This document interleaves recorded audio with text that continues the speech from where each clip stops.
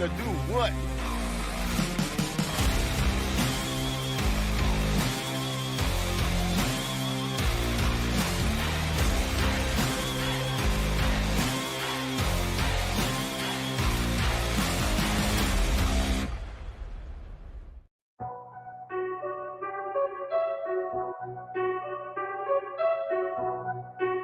We survived Snowmageddon. We're alive. Jersey Wrecking Crew's here. And Trendsetter, guess what? We are on the road to WrestleMania. That's right. What's that first stop, Trendsetter? That is the Royal Rumble. We got your Royal Rumble preview show here on the Give Shot Network. I am Jeff Martin alongside my tag team partner, the Trendsetter. We are the Jersey Wrecking Crew, and this is HSP on Give Us a Shot Network. Make sure you like and subscribe. Hit that notification bell so you don't miss a single episode like this one. We're doing your Royal Rumble preview. We got Todd Collins, digital and social media strategist and marketer. He'll join us. He's a big fan of pro wrestling, and he will join us today. And we're going to preview the Royal Rumble with him today. Make sure you follow us on all our social media at iSpot Podcast. We are powered up by Bucked Up Energy, and I'm sure Todd would be happy with me because the product placement is perfect. Bucked Up Energy and the Jersey Wrecking Crew. That's right. Make sure you follow the link below and that, well, below in the description, and you get great offers by Bucked Up, brought to you by HSP. So that is the deal. Trendsetter, like I said, we are on the road to WrestleMania, and it's exciting times now. Now, listen, Trendsetter, I don't know about you, but a lot of people have been, I guess, down in the dumps because this promotion for the Royal Rumble has not been what it used to be in most years. No. I don't seem to have a problem with it, but a lot of people are saying this is the least hyped up Rumble in a while. What do you think, Trendsetter? Is this Royal Rumble hyped up enough? Well, in terms of hyping up, it's an understatement. I think last year's was a better shot and better opportunity they had in terms of what they were working towards, because I'm sure everyone was looking forward to the whole Cena Cody thing. So they had any idea what one side was going to be. The other side for the world title was what everyone was kind of wondering. This one's kind of been lackluster, I must say. It feels like it snuck up on me a little bit in terms of that.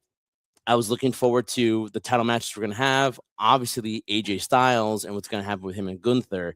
So this one's been kind of anticlimactic because, again, we're waiting for the returns of certain people to see if that's going to lead to where whoever's interpretation of what's going to happen leading to WrestleMania. So it's been very lackluster, to say the least. Yeah, and I don't think it's such a big deal. I think a lot of outside factors, like, first of all, this stadium being built, like 30 days. Oh, yeah. So I think a lot of stuff happened, and, we will see what happens. But I think this is the kind of PLE that kind of hypes up itself. Everyone doesn't want to know who's going to be in the Rumble and stuff like that. People don't want to know. So the less is more, I guess, in this one. And I think that the Royal Rumble, once we get there that Saturday and we're a few hours away from it, I think the anticipation will draw near. And it's special start time at 2 p.m. on the ESPN Plus app. And joining us right now, Trendsetter is our guest. He is a digital marketer and social media strategist for Beamed Media.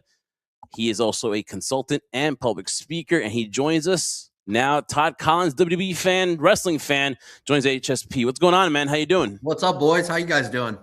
Oh, man, you'd be proud of me, dude. We are powered by Bucked Up Energy, and the first thing I did was I put the thing they were marketing up first, so branding, right, and all that stuff, and make sure that there you go.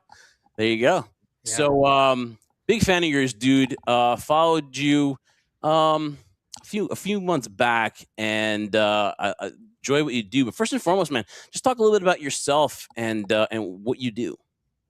Yeah, I mean, I started out in the like online defamation world with a friend of mine. It was a weird business, and I think things have gotten better over the years with that type of stuff, as far as like online reviews and things like that. But that's kind of where I started the journey. And then that kind of twisted into the beginning of social media apps, actually, like businesses actually using social media apps. I'll age myself real quick. I'm 47. So I got to kind of see the birth of everything.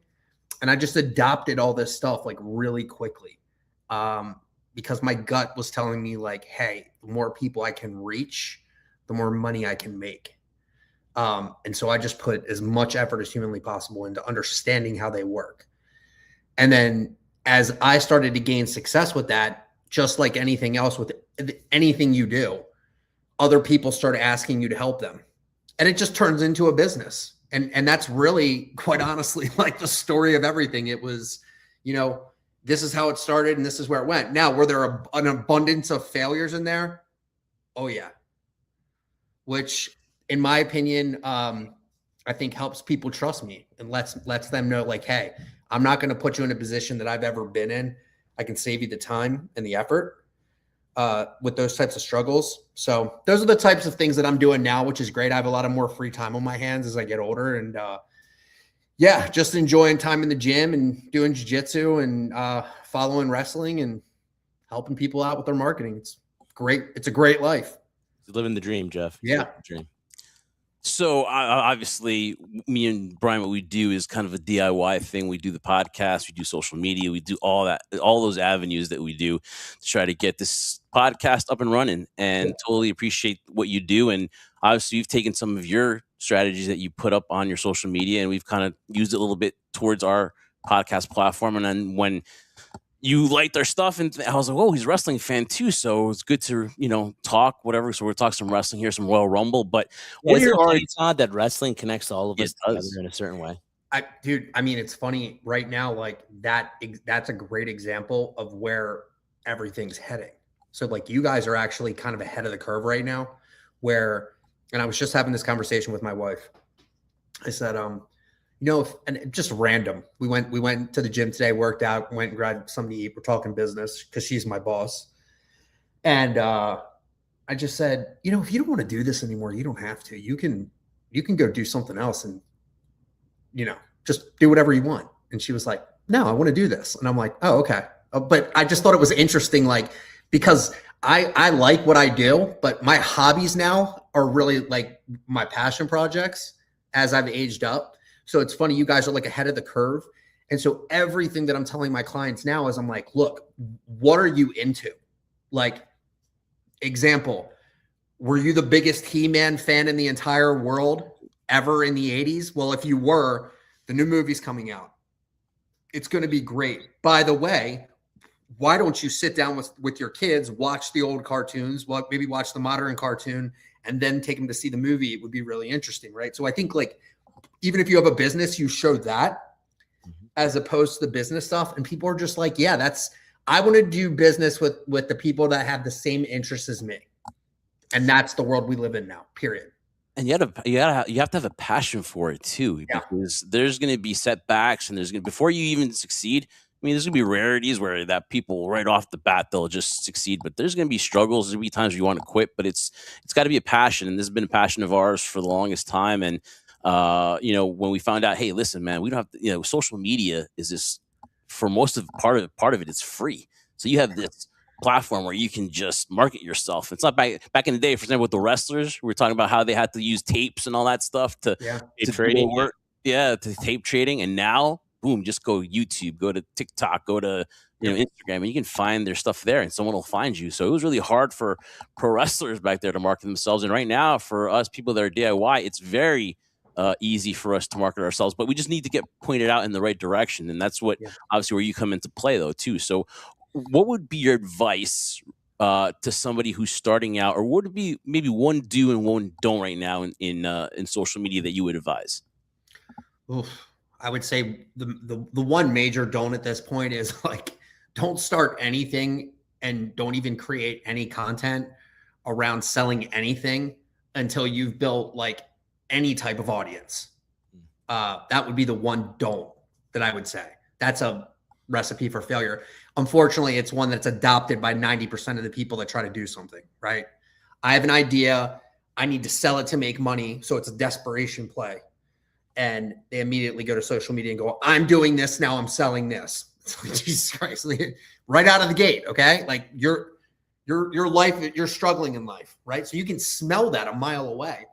So that's the biggest don't that I have right now. The biggest do, like as of today, is take your content, put it into the edits app on Instagram. This is like a straight up meta play, but super powerful right now. Edits app first, open the Reels tab inside edits when you're done editing it, maybe adding one or two little things, maybe adding the music that's trending at the moment, like pointing up, pull it all the way, volume all the way down to 0.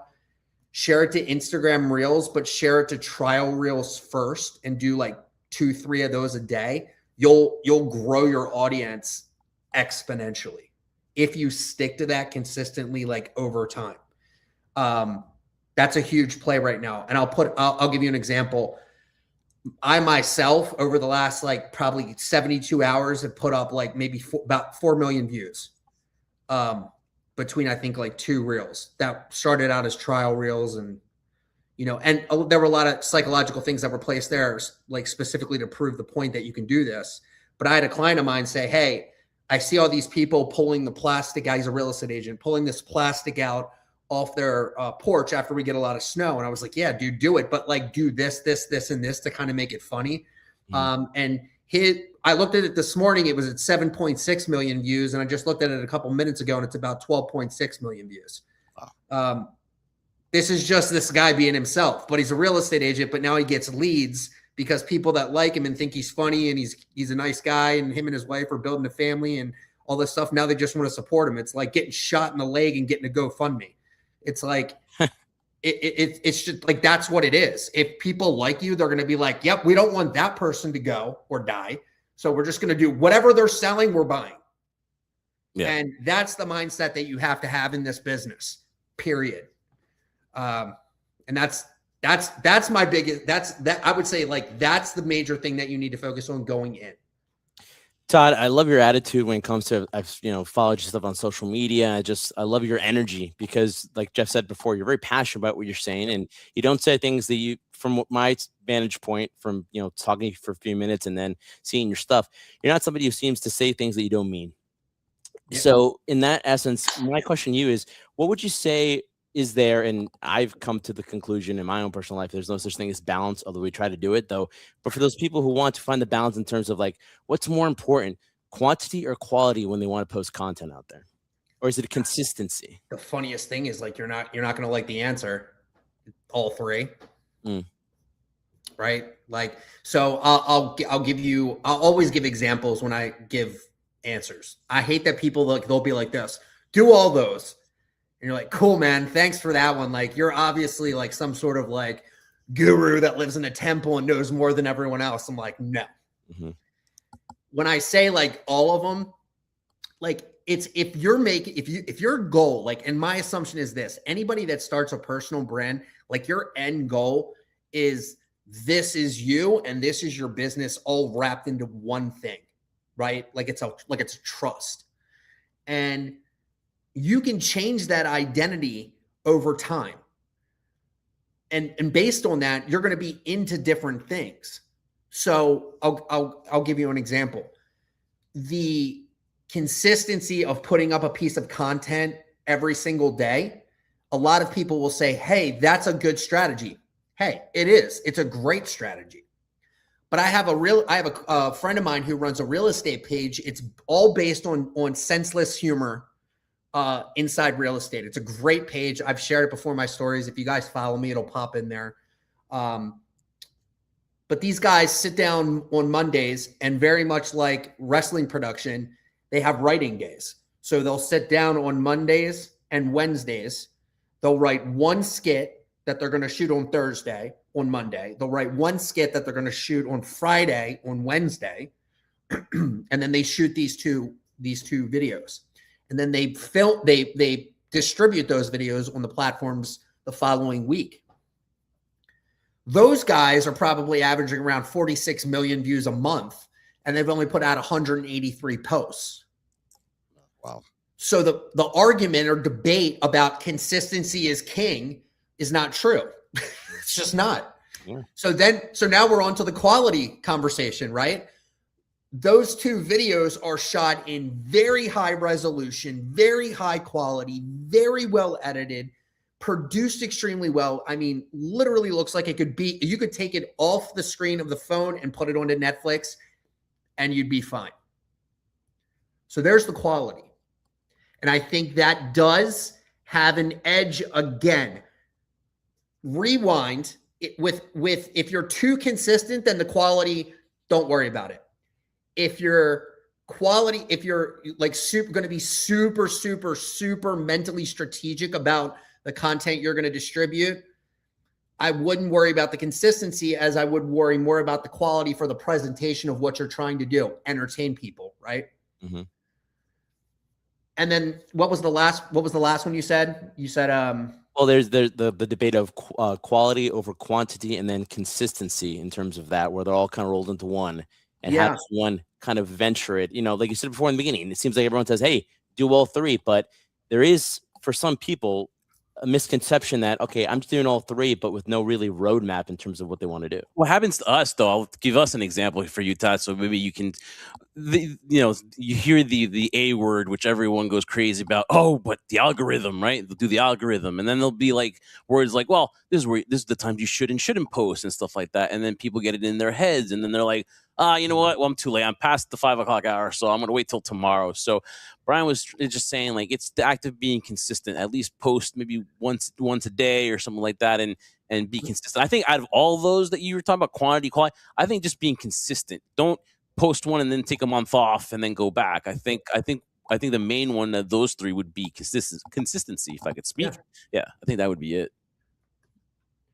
Yeah, if you're a three day a week guy, then my recommendation would be like, dude, go super high quality, right? Like, put your best foot forward on those 3 posts. You'll be fine. If you're a quantity guy, then you're going to be like, dude, at some point you'll burn out without a team, right? We've had this conversation a million times. 50% of my team used to work for Gary Vee. And, one of my, like, literally my right-hand guy, Jason, was like one of his videographers and editors, basically ran his Instagram for him for 3 or 4 years. And he's like, dude, there's 32 guys on the team daily working on all, 14 accounts that he's on. And we're putting out, 70, 80 pieces of content a day. Alex Hormozy, 250 pieces of content a day. So when people come to me and they're like, well, I want to do this and I want to do that, and I want to be like this guy, and I'm like, dude, first off, you ain't got the money. Okay? Because when I hit you with this invoice, you're going to be like, what? 400 grand. I'm going to be like, yes, I can get you there, but that's what it's going to take. P.S. That's a month. That's not a year. Wow. So this game that people are playing where, like, I can get you, like, it doesn't work like that. You're better off, like, going and filming your grandmother cooking, and people will just be like, dude, I'll donate 20 grand to you a month. Like, I'm dead serious. This is the world we live in. And as you guys progress in the things that you're doing in your career with this, your elevation and guests will go up. Here's good news, right? Like, you bring me on, just so happens the guy, Kent, who owns this company, Life Med Institute, in Timonium, Maryland, also located in Rehoboth Beach, Delaware, and Pennsylvania. Okay. There's a bazillion pro wrestlers that come in there every single month. Maybe I introduce you to Kent. Kent decides, hey, I'll sponsor your podcast. Hey, I'm friends with these guys. Hey, I'll introduce you to these guys. Hey, maybe they'll come on your. That's all you need sometimes, is a relationship built out of relationships that you've built on social media. So I guess from my perspective with you, I look at it like, what can I do to help these guys? That's how I look at things like that. Yeah, and network too, man. Because again, I took the shot. I was like, let me just hit him up, see if he wants to come on, do a wrestling podcast, and wrestling brought us together. So that is always cool, man. And it's always cool to have a conversation about wrestling, because it's a passion of ours, and we want to, we do these previews. We could be like everyone and just dissect it, but we want to talk about it with a fan. We want to talk about it with somebody that can, throw stuff back at us and stuff like that too. Yeah. So, Todd, I mean, man, again, we could talk to you for days here on their social media, but that's why, obviously, you do what you do. So we are on the road to WrestleMania, dude. It's amazing how quickly the year passes by, and this is our Christmas. Brian is always excited about this. So as we this head, is my Christmas season. Yeah, this is like Thanksgiving as we prepare for Christmas. Yeah. Yes, and so as we are getting ready for Thanksgiving in the wrestling world, it's in Riyadh, Saudi Arabia, so it's taking a lot of hits because it's in Saudi Arabia. You know, everyone likes to whine and cry and bitch about something on social media. So this is one of the things that people are crying about, that the first time the Royal Rumble is outside of the States. Yeah. All right, but the main thing is, one of the main topics is AJ Styles. AJ Styles, obviously an amazing wrestler, and a lot of people winding it down this year. We had John Cena in 2025 go, and now it looks like AJ Styles is going to retire a lot sooner than later. So the main question is, AJ Styles retiring at the Royal Rumble. Is Gunther going to beat him? Now, the way they've done this, now whether I'm a fan of him retiring this early, everyone wants him to his WrestleMania moment. But with everything that's been done so far, with the Shinsuke match at Saturday Night's Main Event, which is very emotional, which the CM Punk match, which was on Monday Night Raw, again, was emotional too. They had never faced off in the WWE ring before, so that was the first time. So a lot of first and last for AJ. Could have been his final Raw. Do you think, the way the story is leading up, do you think this is AJ's final match in Saudi Arabia at the Royal Rumble against Gunther? I think it's his final match in Saudi Arabia against Gunther. I don't think it's his final match, but here's what I think AJ's lifespan is. Okay, AJ is he's close. He's damn near close to my age. I mean, I'm 47, but I know he's in his 40s, right? He's got to be. Yeah, late 40s. Yeah. So I know what he's going through body wise for somebody who's active, and I mean, I'm as active as probably he is. To be honest with you, I get it. I also get having kids, and as they get older, you're like, dude, I'm missing out on this. You start reflecting on your life in your 40s, and you're just like, I've been doing this my whole damn life.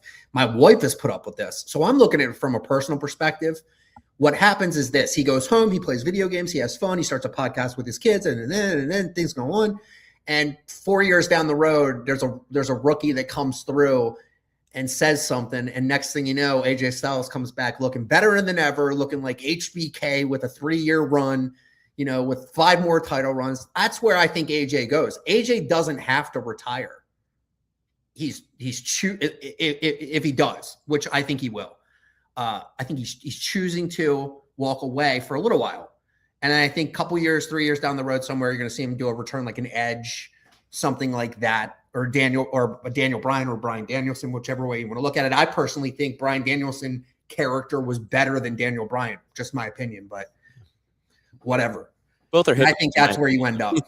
Trendsetter, what do you think? A lot of people say that he could be, his WWE career could end, but he could go to TNA for a little bit, wind up there. They did a lot of teasing on the first episode of TNA with a showdown with Kazarian and maybe a future matchup with Santana. What do you think, Trendsetter? Is TNA a possible destination in this storyline, which obviously has us all talking because we don't know how it's going to end? Listen, this is another reason why I like having Todd here, because Todd is amazing to speak to, unlike you, Jeff, where it just like sometimes I just wish for the podcast to end so quickly. But nice to have Todd in here and bring that energy. No, I thank Todd for that, Jeff, and great job bringing him along. That's the one good thing you've done all in 2020. I'm a good guest. But what I must say about this is that, listen, I'm somebody who loves Easter eggs. Like, I'll watch Marvel, I'll DC. Oh my God, they're the possibility this guy might come in the next movie or where the case might be. I love Easter eggs, and they are throwing a whole bunch of eggs out there in terms of stating that his WWE career will come to an end as opposed to his in-ring career comes to an end. AJ's already made it publicly known that 2026 was going to be his final year, and people are again anticipating, it's going to go into WrestleMania, maybe some other John Cena later into 2026, but not necessarily, because he just said 2026. We are in currently that year, and if that's the scenario, that's the scenario. It couldn't be written any more perfect, too, because of what happened with Gunther and how he retired John Cena. And we've talked about it, Jeff, time and time again. And Jeff and I say that Gunther is now the new legend killer because he retired Goldberg, retired John Cena, the greatest of all time in some people's eyes.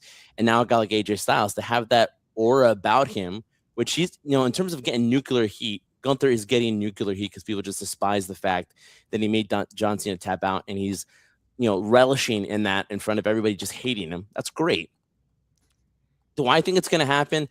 No, but not in the terms of the story, because then you're like, well, Brian, why did they tell the story? Here's why, though, because they want you to think and keep guessing. Unlike previous regimes where it was kind of pretty easy to kind of decide the direction they're going in, now they're throwing things at you in terms of like, well, AJ Styles debuted in WWE in 2016. 10 years later, what better way to retire than at the Royal Rumble again? So they're throwing this out there. I don't think it's going to happen, though, personally, because AJ came out, says, you know, he's a lot more memories to give. He wants one more world title run. So people could say, oh, that CM Punk one was his last title run or his last title shot. But I think, to your point too, Jeff, if it does happen, which I don't think it will, I'll publicly state that now, I don't think he's going to lose to Gunther. But if it does happen, it does leave the boat open for TNA in that partnership, which we've wanted to see as well. Him have one more match in TNA, whether it's for the X Division title or for a world championship in TNA. That's the possibility, but I still think it's him being active because, Todd, this is one thing I told Jeff too. We had a retirement tour for John Cena. Little did we know, or most people weren't paying attention, we were also at the same time having a retirement tour for AJ Styles, Finn Balor, John Cena, Shinsuke Nakamura. But it was in the background behind John Cena, and people weren't paying attention to it. So we have had that run, but just hasn't been in the public eye. And the one thing that's frustrating me the most about this, and I want to get your opinion, Jeff, and you, Todd, that the mere fact that we're talking about this now, this is the only time I could ever remember there is a story being built for AJ Styles that people are talking about, as opposed to, hey, let's just put him in a match here and let's put him there. There hasn't been enough respect. Not in terms of respect for AJ Styles as a person and a professional wrestler, but respect of, hey, I have this guy for this amount of time. Why would I want to use them? And this is the only first ever important moment that I've seen this year for AJ Styles. Yeah, Todd, you can take that one first, and then I'll talk about that. Just your thoughts on AJ. I think they had to push him after the failed black trench coat, black jeans. Oh yeah, AJ. You know, I think that was. I liked physically. I think he looked better than ever. But he needed a push after that because that was a gimmick. I don't know where that gimmick came from. I don't know what he was thinking coming back with that, but I was like, no, this isn't going to work, man. Throw the crossbones back on and let's get to work. So one, I think he needed a push, but he looks physically really, really good. Oh yeah. I don't know how the ratings were for that TNA episode. If they were good, great. I don't know if that's on his. Me personally, I don't think it's on his list of things to do. And to the other point you made about Cena, that conversation when Cena took the mic and was introducing Styles there and giving him, you know, basically, I mean, just putting him over on the mic, like before the match even friggin' started. That was another test to me going, this is it, dude. Like, and again, nobody really picked up on it because Cena didn't really do that with anybody else. No. But he did it with AJ. So I don't know. I personally, I think you're going to see him in Royal Rumble. Maybe you'll see him do little things, but I think he's going to go away quietly. I don't think it's going to be a loud, he's out of here. I don't see that. You know, a lot of fans too are like, well, if he retires, you know, I get the 10-year anniversary, which again, they mentioned that as well. And I think they're throwing too many things at us where they're like, wait a minute, now maybe it's making it too obvious that this is not going to happen because it might just keep going for a little bit longer. But it has us talking, which is good. I totally agree that AJ Styles, as far as runs, definitely has one more run left in him. And I totally believe that if he took some time off, maybe he comes back re-energized and somebody calls him out, you could see him from time to time show up. I think TNA is a possibility. You mentioned about how the ratings were for TNA. I think they've been underwhelming. I think it's been under 300,000 viewers, and I would believe it's been underwhelming. But for them, though, to start out on AMC seems to be happy. So we'll see if they can pick it up. I mean, for shows like that, you got to give them at least like 3 months, 4 or 5 months, whatever, to see how they can elevate. And I think with AJ Styles, maybe on programming could help them out a little bit.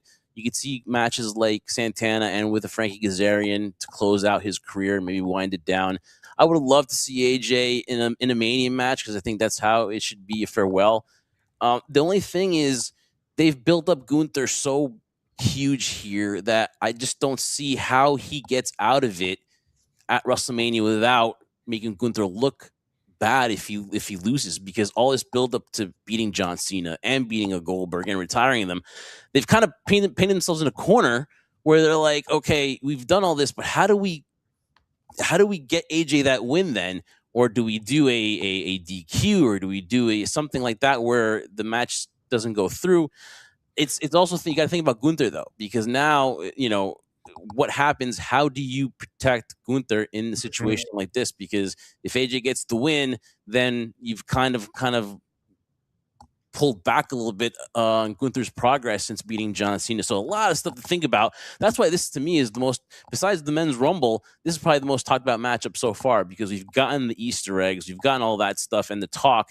And I believe that this opens, actually the Royal Rumble. And everyone loves to talk about what opens the match, the show. I think AJ versus Gunther will open up Royal Rumble. What do you guys think? But Jeff, isn't that what we want, though? I do. Isn't that what we don't want to predict? Well, we can sit here and debate the fact that, yes, they've set up Gunther in a scenario where how can you protect him, but also at the same time not hurt AJ if he does win this one? Could it be disqualification or not? Or the fact that this could be it. The way they're writing it out right now, you couldn't ask for a better ending scenario for AJ Styles, because if it's not Gunther, then who? Does he just go out quietly tonight and loses to some random, person, becomes a gatekeeper in a certain way as they elevate him to elevate a new star to another position? He just kind of goes out quietly. I mean, if there's ever a perfect way to go out into the sunset in Saudi Arabia, nonetheless, it would be this. So I love it because it's just not as predictable as you think it would be. And that's why I think I can, I never want to speak for anybody, but I think I can speak collectively for all of us here and people on the stream too. That's why we love talking about it, because it's not predictable. And also too, and if it is AJ Styles' last match, I just want to say he is a first ballot Hall of Famer. He has had an amazing career. Yes, this guy has. We've always wanted him to go to WWE. It was always the goal. Obviously, he was a TNA guy. Was the face that runs the place over there. Went to Japan, built himself up there.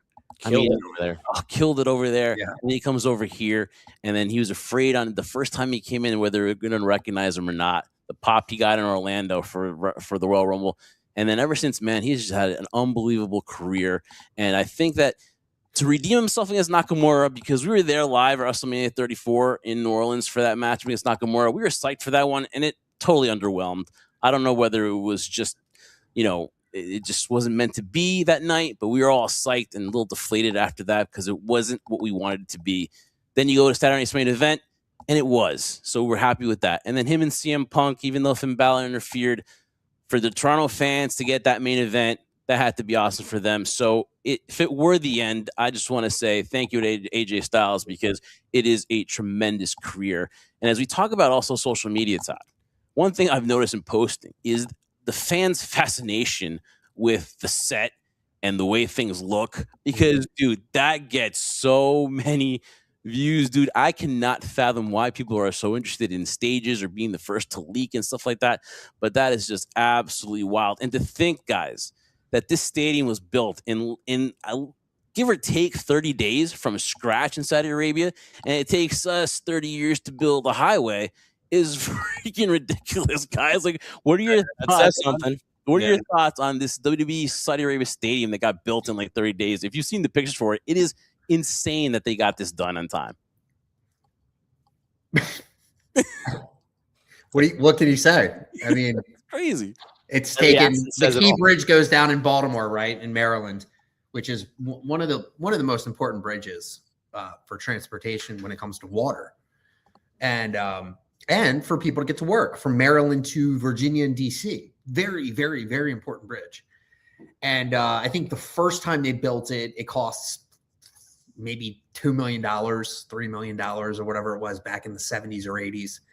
I think now, after it exploded, I think now it's like 38 billion, and it's going to take like 4.5 years. I don't know how that happens. So here's my answer to you. Maybe a corrupt government in Saudi Arabia built it because they wanted to make the money. So they showed, hey, we can build friggin' stadiums in 30 days as long as we're getting paid. They have tons. And I think we could too, as long as they were getting paid. They have tons of money, and you can't blame WWE for taking their shows there, dude. I mean, come on. What I think, guys, is like politics into wrestling. Unless you run a business like that, you don't know that. You know what I mean? Like, listen. I love how people take moral ground, Jeff. People take moral ground and moral feet. when they have no idea, they have no skin in the game, and they have no idea what that would entail themselves personally. So it's very easy to be Monday morning quarterback, like, oh, I would go this guy. I would have started that guy in this game. We're all done human, this. Yeah. we're all human beings, and in the famous words of $1 Million Man Ted DiBiase, everybody has a price. Everybody has a price. And that's just what I'll leave it at that. The women's Royal Rumble match, it is, to me, probably going to be the most star-studded field because it is deep. Maybe there will be some surprises. I think some people from NXT will show up. The surprises, I believe, would be the returns. I think we'll see Tiffany Stratton come back. Bianca Belair, this finger injury is taking forever, man. That is upsetting too. Hopefully she comes back soon. But AJ Lee and then maybe a Paige, who they found a video of her training. Just your thoughts on this year's Women's Royal Rumble, because it's wide open, because you have the tag team champions in Rhea and Io. You have Liv could win this, but it's just wide open this year where I think there could be a lot of women involved here. Just your thoughts on this Women's Royal Rumble match, and if you think there's any surprises in store on Saturday. Who's the girl in NXT that is just smashing everyone blind? Kendall Gray? Yeah, dude, she's my favorite. She's my favorite female wrestler. Excuse me, maybe of all time, and I'm hoping to see her in the Royal Rumble because she is amazing in the ring, and I think we'll get a very quick push when she gets in. I see Liv Morgan winning, safe win, safe person to put the belt on. We know people like the Judgment Day. They do. Whether you still want that faction to be around or not, they like them. And so I think Liv Morgan walks away with it. I don't think anything else kind of comes out of it. I think the female wrestling roster is star-packed right now, more than the guys. And I'm actually enjoying the women's matches more, not only in WWE, but in UFC. Yeah. So I got to say, I'm actually sometimes more excited to watch the girls' Royal Rumble than the guys. No, yeah, I mean, I would agree with Todd on that end too. I mean, the fact that we're so invested in the quality of talent that you see on the, not just Evolve, the NXT roster, and you look at the Raw and SmackDown. I mean, it's a great problem to have where everything can happen. Like you said, we have surprise returns.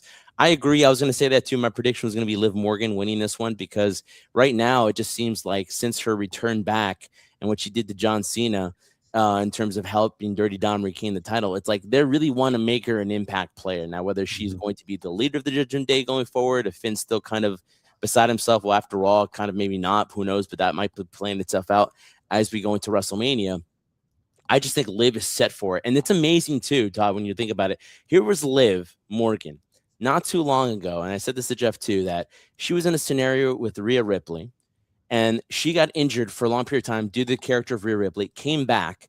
It looked like it was going to be a one and done because Rhea was on such a trajectory going forward that it was probably going to be like one or two matches.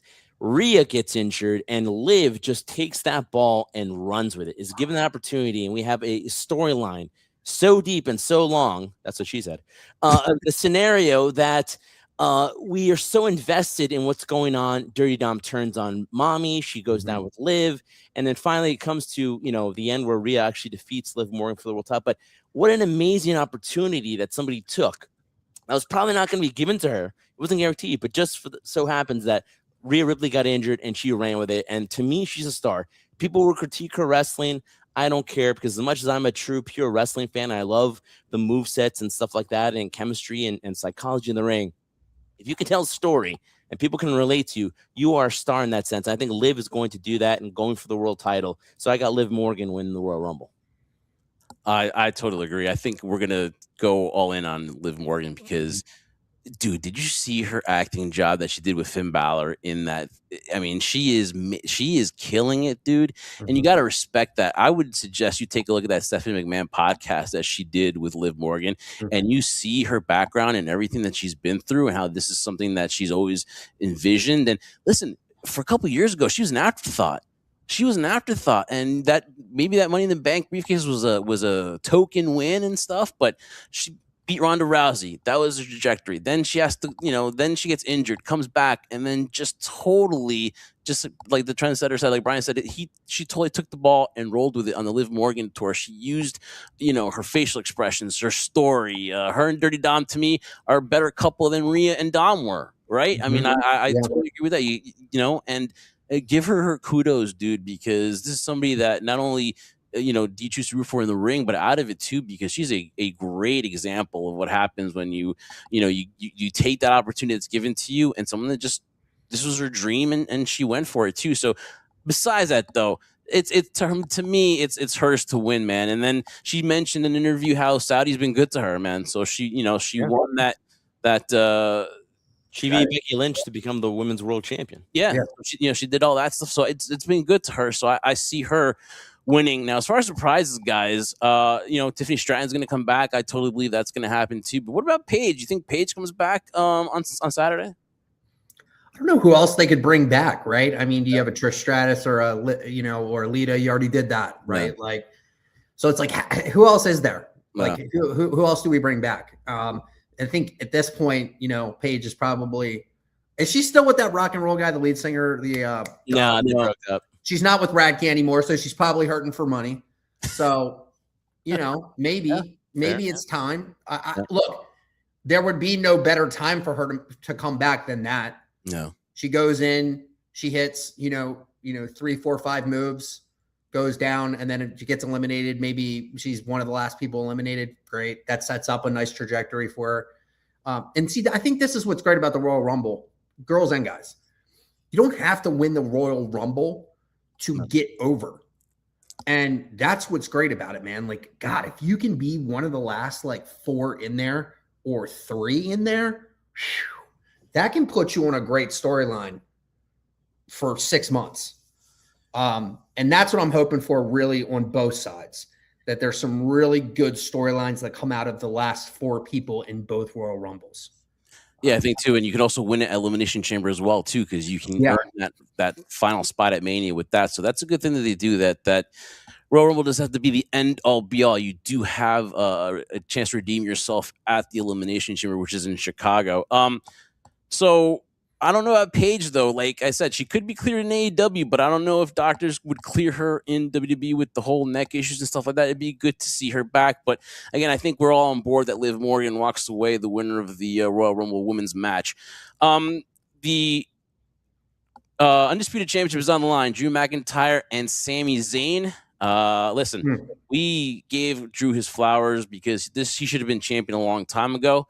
I'm glad that Cody was able to sit down with, Hunter and all of them and push for a title change, because I think Cody is good at chasing than holding on to that championship, especially with this one, which has kind of been a little bit dry. And Drew, he's worked his ass off. Here's another guy that took to social media and used it to his advantage, Todd. I mean, he is one of the best trolls that I've ever seen. I mean, he posted Sami Zayn, and then he posted the Hulk Hogan NWO doesn't work for me, brother video for just to troll. He is his promo skills have been awesome. The reason why he's turned heel has been awesome, and I'm glad he's getting what he deserves to, because Drew McIntyre has taken that social media game and upped it for the other wrestlers. Yeah, I saw a video maybe 2 hours before we hopped on the episode, and I was like, this guy's take was interesting. He was like, Zayn beats out McIntyre. Zayn goes on to fight Cody, or something like that. And I was like, that doesn't make any sense to me whatsoever. I'm like, I was like, this has got to be McIntyre's run. Like, this is his run. Sammy's a layup. I mean, I again hate to say something bad, but Sami is the Ron Killings of today. You're like, well, where are we putting him this week, boys? I don't know. His best run was when he was with Roman. Outside of that, and when he was with Jay and those guys, like, if I were him, I would be knocking on their door, being like, dude, can I get back in? Without Kevin there, he's buck naked, man. He doesn't know. They don't know what to do with him. So they throw him in the match. I get zero enjoyment out of Sami Zayn. I get zero enjoyment out of watching him wrestle. I don't like this match at all. I think it's a squash match for Drew, and it's just to make him look considerably more powerful, which I'm very happy with because he's sponsored by LifeMed. Yes. Is he really? That's cool. Yeah, he is sponsored by LifeMed. Awesome. Yeah. So have you ever met Drew or no? Yeah, I actually met Drew once. Shook his hand. Great guy. Super nice guy. Oh, yeah. You know, I'm lucky enough to have one of the owners that works there call me and be like, "Blank's here. Come now." You know, so I'm like, all right. Walked out of there one day and shook hands with Mark Henry. Hung out with him. That was pretty cool. Kenny Omega. I mean, the list goes on, dude. I mean, it's pretty amazing. We had our Drew McIntyre story is we're in Orlando. It's the day that he made his NXT debut. He had finished wrestling a show earlier, so he's actually walking out toward the parking lot. Well, actually walking in the like we're near the parking lot, and we actually are just talking to him, whatever like that. And he's like just asking what's going on. He basically asked me, "Where's the parking garage?" Oh, where's the parking garage? Whatever like that. And little did we know that he was going to show up on NXT, the one that in his wrestling gear. Mm-hmm. He's doing a show. Yeah. Did an interview for a local show on satellite radio, and then walks down. I see him. Jeff's like, "Bro, that's Drew McIntyre." I turn around. I have to look like so high up because he's so gigantic. Yeah. And he says to me in a very like legible Scottish accent, I could actually understand him. He was like, "Do you know where the parking lot is?" I was like, "Yeah, it's right over there." He's with his wife, and I'm thinking like, holy crap. Yeah. This guy would kill me in a second. Dude, when you see these guys in person, you're like, oh, like Mike O'Hearn. I'm like, sorry, I got thrown in there. Soft hands too. I shook his hand. All wrestlers have soft nice, hands, dude. Soft grip. Yeah, all wrestlers have that, dude, which is crazy, man. You think they have this rugged? No, they're just like just whatever. And you're like, okay, you feel comfortable. They make you feel comfortable because if not, I'd be scared out of mind of these dudes. Yeah. Nicest people. I mean, quite honestly, I don't think I've ever had a bad experience meeting any wrestler. No, yeah. They're just fans like us. That's all. Has there ever been a moment though you've about to meet a wrestler and you're like, okay, don't be a mark, don't fanboy here. Yep, I definitely did not want to mark on Omega. Okay. Yes. Like I didn't want to be like one-winged angel, like like I just was like, hey Kenny, nice to meet you, man. And he was like, no, he was super cool, right? But again, I've always been a huge fan of a lot of heels, and obviously, I'm very picky about the guys that I attach my wagon to, and it's always been more of like the Clique and NWO and Bullet Club, and I'm very heavy on factions because I think they build up characters way better and way faster that you can form out very quickly into solo careers. So I'm a big fan of all that stuff. So when I meet those guys, I'm always like, I trip out. I'm like, what's your greatest faction of all time? Put him on the spot there, Jeff. I gotta say Wolfpack, and the only reason I say that is because the reason I say the Wolfpack is because it was the first time that I saw a faction that was so elitely powerful.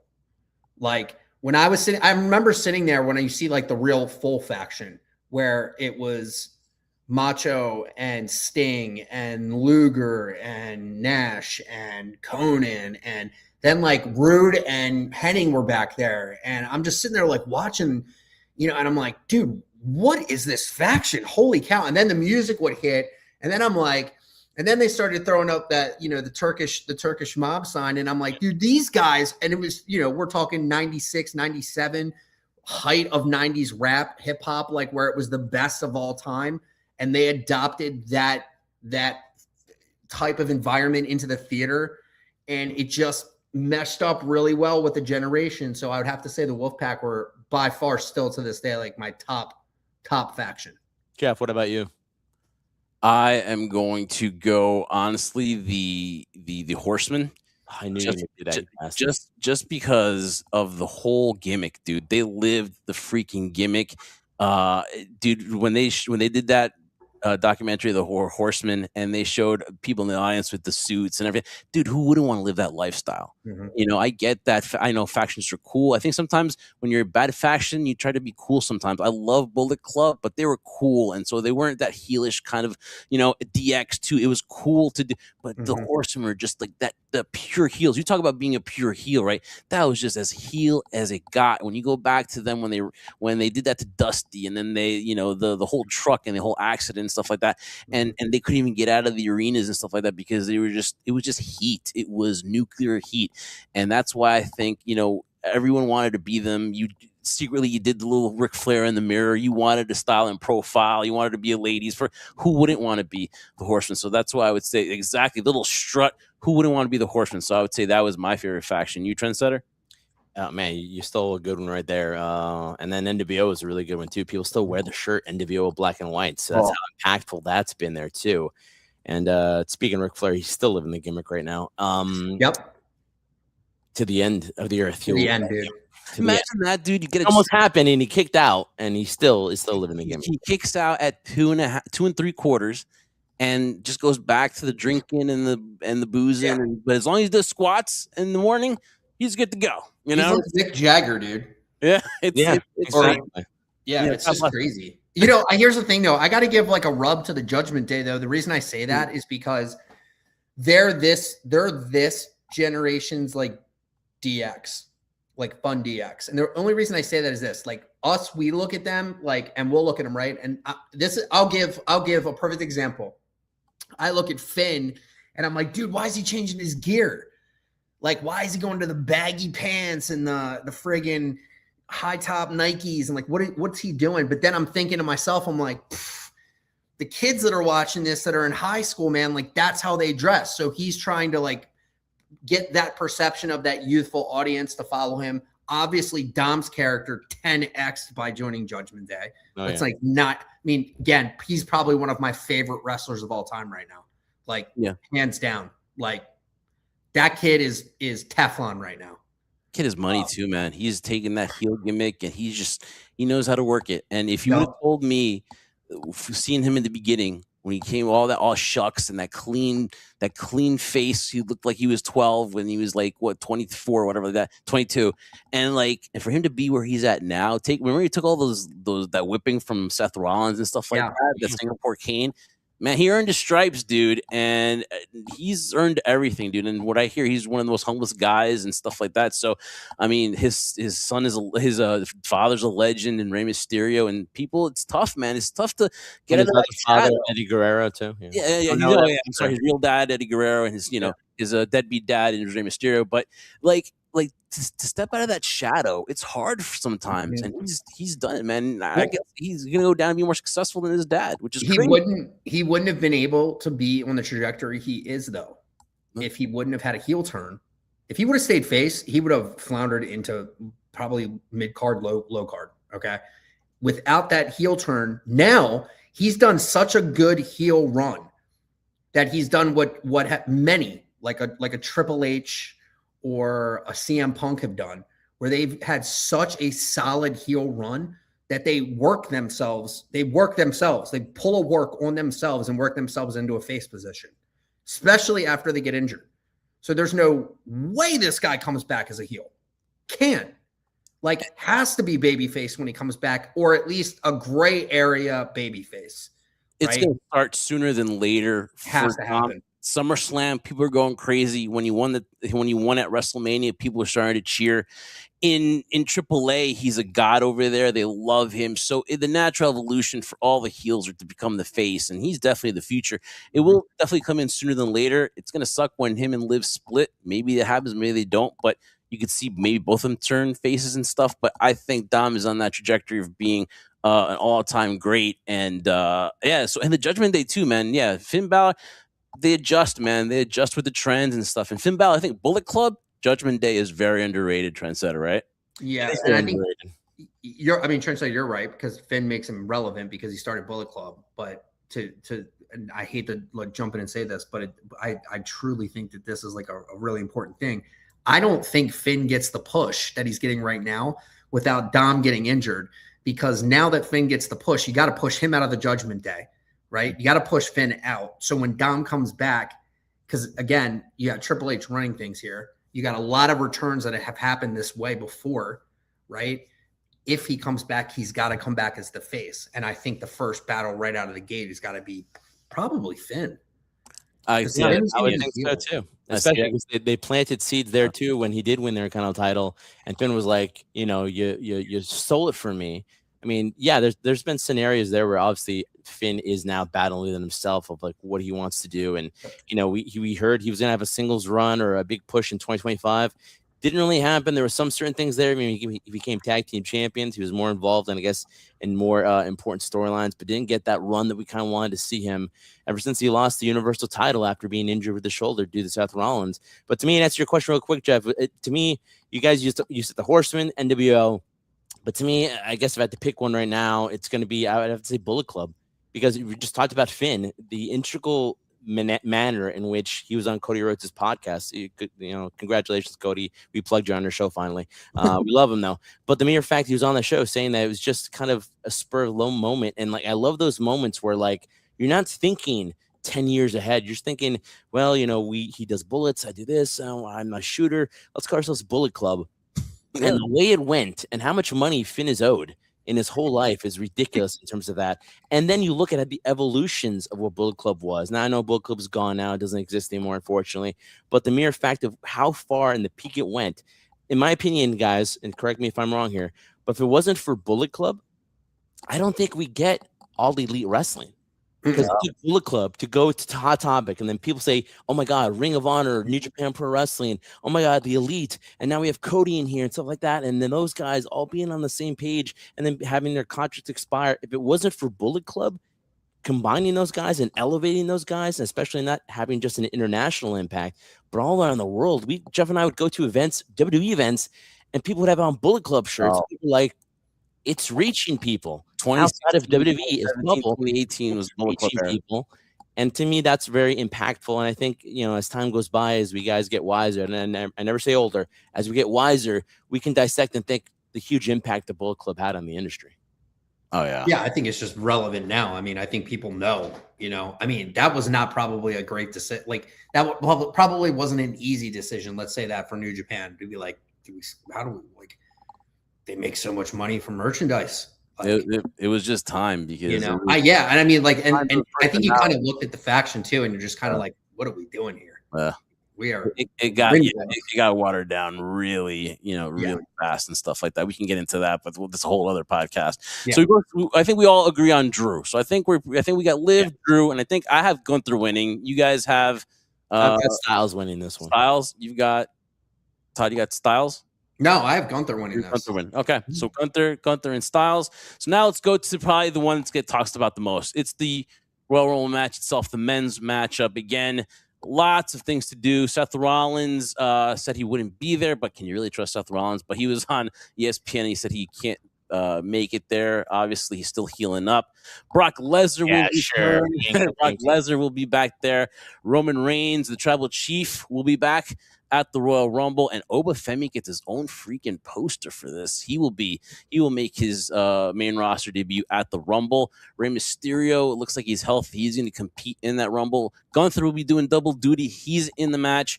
Can the Vision keep that one mission and make it that Braun Breaker is advances and goes to WrestleMania? So many questions, dude. Who's going to be there from NXT? Finn Balor can't even get in this thing. We'll see if that changes now. If Finn Balor gets in that Royal Rumble match, and of course surprises. I'm gonna start with the surprises, guys. And there's only one person that would have the world talking if he comes back at the Royal Rumble. So much talk of it happening. Will it happen at the Royal Rumble? And that is Chris Jericho. Will Chris Jericho make his WWE return at the Royal Rumble? I say if there's no better time, it would have to be at the Rumble. It has to be. Yeah. I was going to say the exact same thing because what are you going to do? Wait for it to be the following night if it's a Raw or something like that? No, it's got to be WrestleMania. No, has to be. Yeah. And again, too, like, obviously someone that's doing their, research here, Fozzy, which I like Fozzy. I think he's done a good job with that band and stuff. So I'm a huge Fozzy fan. They're going to be overseas in February. So if he's going to debut in the company soon, it has to be this weekend. So we'll see what happens there. So I think we do see Chris Jericho. I think it's kind of died down now because a lot of people thought he'd be there at the January 5th show at MSG. And so that didn't happen, but the talk has died down. Obviously, still, I don't know if he's still on the alumni page of AEW, but we'll see. I don't know why he would stay in AEW. He's done everything he can over there. So I think he will be there, but is it going to be the Rumble? So I think so too. So now the Royal Rumble, again, it is star-studded. There could be some surprises, but I think that's the only one that we could see. Now, who is going to win? Does Roman Reigns, the OTC, come back and win? Does Cody win his third one and tie Steve Austin? So many things to discuss. Todd, what are you leaning towards here? Who's going to win the Royal Rumble? Oof. Dude, this is a stretch, maybe, but I think they're gonna push Braun over. Yeah, I think he's gonna win, and I am a big Braun fan right now. I like him. I like that kid a lot. So I think he's going over. But I think the last three that are going to be in there are going to be very vital and important moving forward. So that's where I'll leave it. All right. That's another question too. Who's going to be the final four? I'll get to that in a second, though. So as I do my perfect or my best Stephen A. Smith impression, as I take my deep breath, I'm like, I don't know.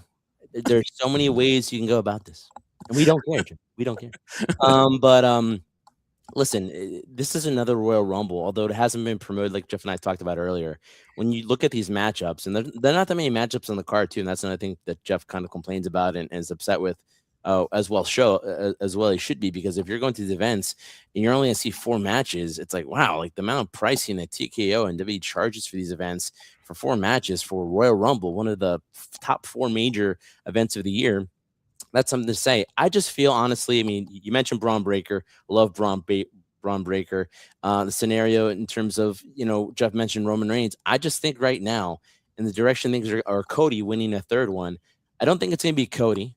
And I don't think it's going to be Braun Breaker. I think right now, as so many people debate time and time again, especially what we heard during Saturday night's main event about, you want to set the crowd home happy. You don't want John Cena to tap out, blah, blah, blah. I think in this scenario, you send the crowd happy. You send the crowd home happy because Roman Reigns has made it known, and people can debate about his schedule all they want, has been impactful enough that when he makes his return and wins the Royal Rumble, actually goes towards WrestleMania to face either the world champion or the WWE champion.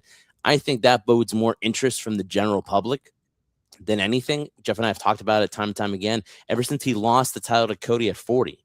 And that's now going to be 2 years in the making now, in terms of close to it, in terms of when he lost the title. He has not been that same tribal chief in terms of era of dominance right now. I feel we get a little bit of that back, because the last time we saw Roman, he had mentioned to Cody, who was currently the champion at the time, and CM Punk as a world champion, throwing that Easter egg out there that title will look good on me, not mentioning which one.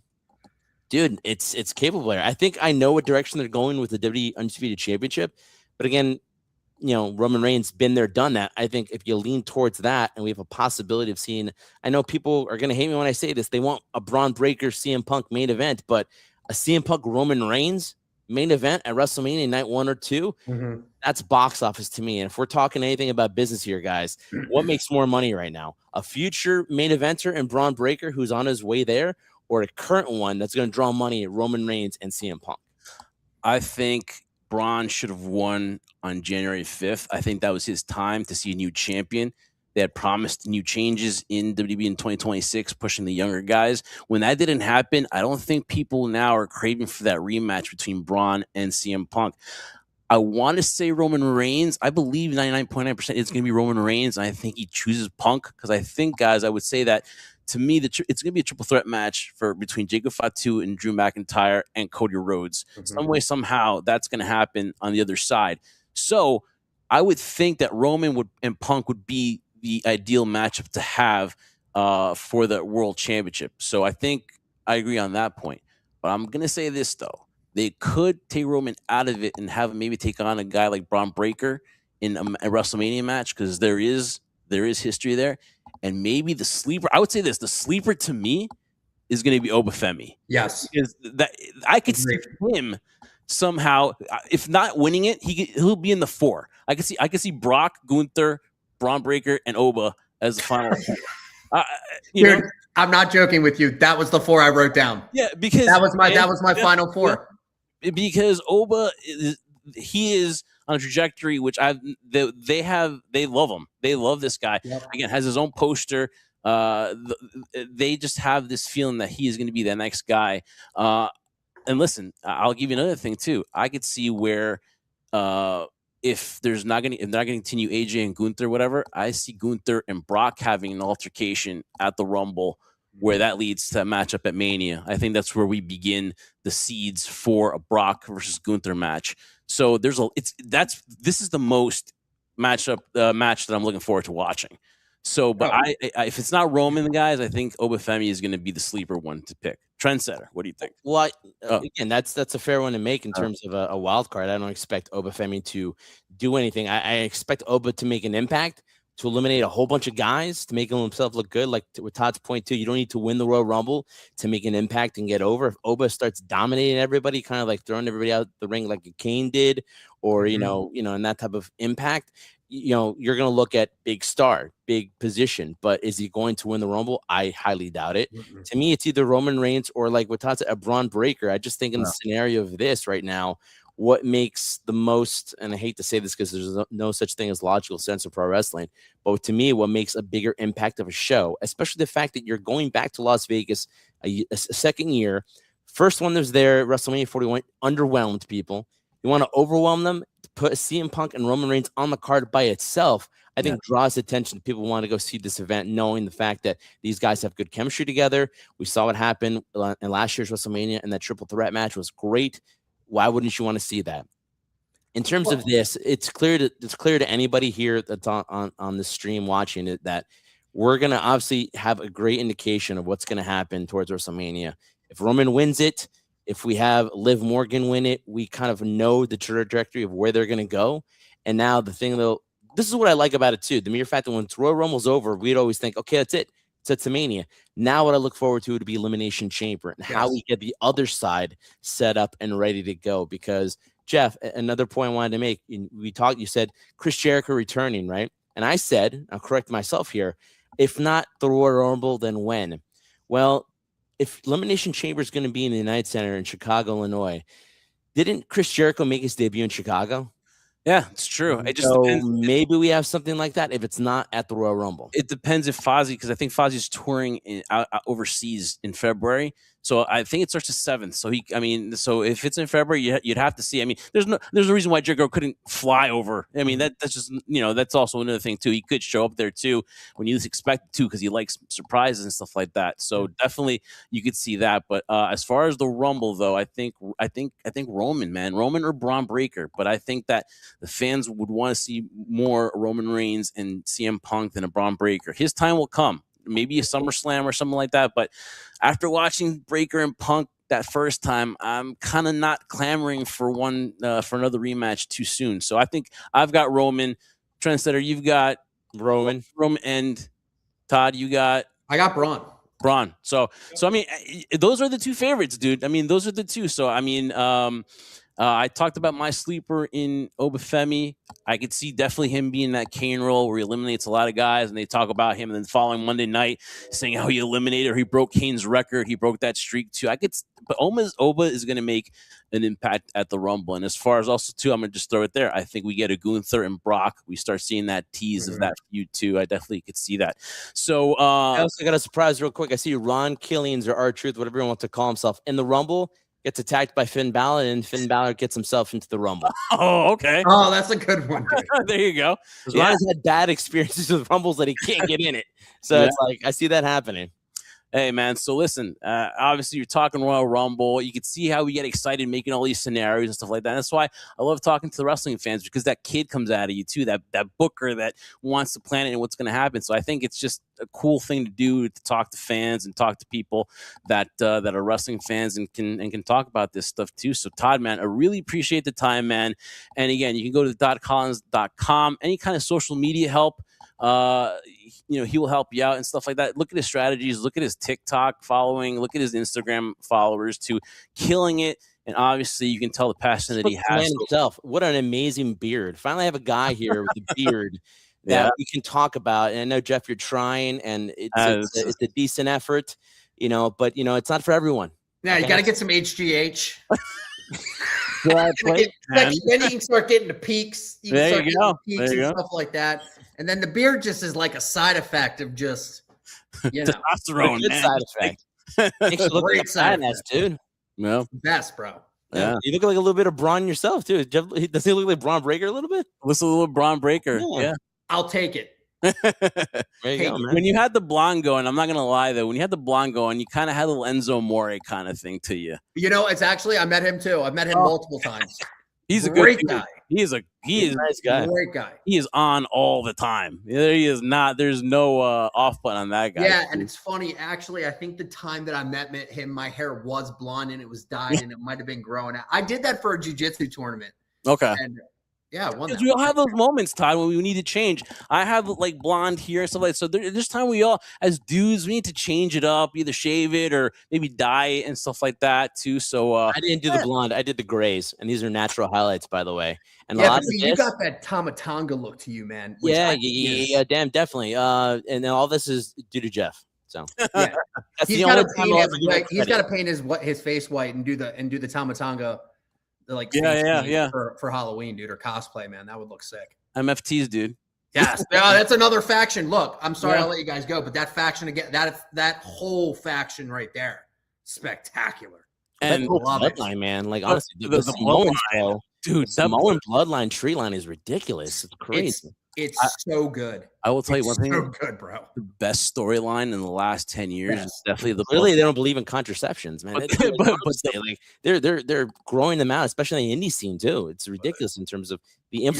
You're going to see that family succeed in this business like you've never seen a family succeed before. And here's the cool thing: they knew it. They saw that. They knew that they had to build an army to take over this business, and they very well might, because you got to remember who's at the very, very tippy top, the real tribal chief. Oh yeah. Mm-hmm. So don't forget that. Yeah. Oh man. One day WWE will be most likely owned by The Rock. Yeah. Well, mad at Dwayne though with his I'm so mad at him with the whole not showing up for the feud with Cena and Travis Scott. That thing was like, and then they had to make a shift. And it was just like, Dwayne, dude, you killed it, man. And he shows up. Then he shows up on the first episode of Netflix, kissing Cody's ass. And I'm like, wait a minute, what the hell then was WrestleMania 40 about? Because don't boo Cody. Oh my God. I was like, get the fuck out of here, dude. It's so funny when the protection comes on. The protection starts to come on. You're like, oh my God, dude. And the fans know it right away. They're like, nope, we all hate that guy now. Exactly. And then he was like, Cody, I want your soul. And listen, I'm telling you this. If he wait, Jeff, real quick, to Todd's point too, in terms of them taking over the business, people even made the jokes too. Like you have one Royal Rumble for the men and then one for the entire Samoan tree line in terms of 30 men over the top of a battle royal. Yeah. And I'd watch it because every friggin' one of them are amazing. Yeah. Oh, they would do it in a second. But I gotta compare factions. The bloodline was the best storyline in like the last 10 years. That storyline was absolutely amazing. And I think they ended it too soon. But hey, you know what? Because when they said it, they said they were like in the 6th inning. And then all of a sudden Netflix happens and then boom, bottom of the 9th, and that was it. I was like, what? So I don't know. But again, though, guys, listen, Todd, thank you so much. Appreciate the time. Definitely. Hey, you're always welcome on the show, dude. We can talk some wrestling, shoot the breeze, and stuff like that. And definitely, we definitely have to do WrestleMania. We have to talk about WrestleMania. I will 100% come back whenever you guys want me, dude. I can do this forever. I love it. And then, and totally respect what you do, dude. And again, we take your advice and stuff like that, and we definitely put it into what we do, and obviously we can see the growth with our channel and stuff like that. So definitely appreciate you. And again, dude, this is the guy to come see. Need any strategy, social media, digital marketing? This is the dude right here, man. Can verify, can vouch for it 100%. Todd, thank you for joining us. Appreciate the time. Trendsetter, man, close it the way you always do, buddy. So for Todd Collins, who's now a member of the Jersey Wrecking Crew, for my tag team partner, Jeff Martin, I am the Trendsetter. We are, all three of us, the Jersey Wrecking Crew, although he's in PA. Honorary Jersey guy, yeah. Honorary Jersey guy. Guys, thank you so much for joining this live stream. We talked about Royal Rumble, predictions, previews. Now, guys, enjoy it. For what it's worth, we can bicker all we want, but at the end of the day, we're all fans at heart. Let's just enjoy it for what it's worth, and let's see what happens, as this is my Thanksgiving to the road to WrestleMania, guys, into Las Vegas. Guys, enjoy it so much. We thank you. Remember, one very important thing, guys, that we do this for one reason only. We do this for you, the crew.